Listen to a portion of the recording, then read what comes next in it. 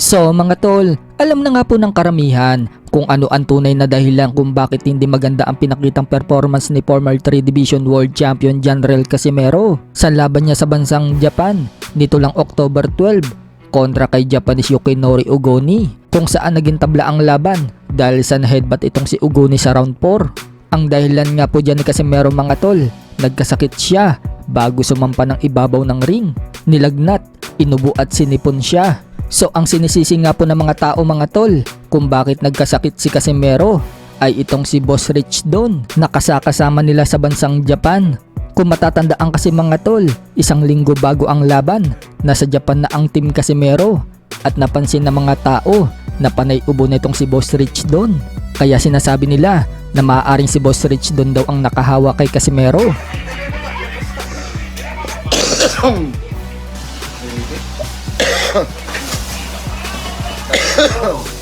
Pero nagsalita na nga po si Boss Rich Don mga tol at sinabing hindi daw siya ang nakahawa kay Champ.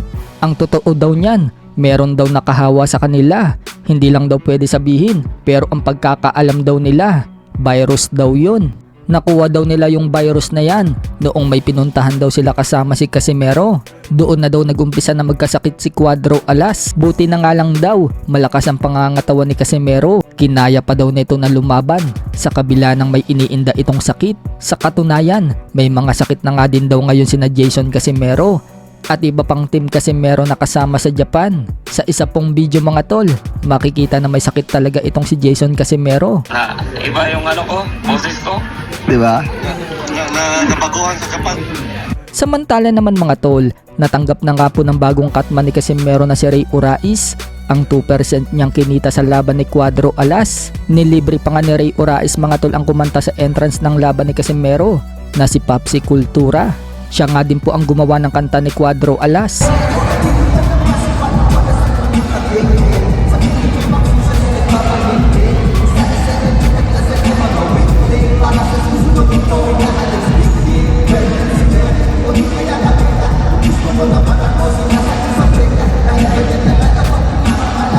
Kasama ko ngayon si Coach Orayes ng libre kasi may 2% eh.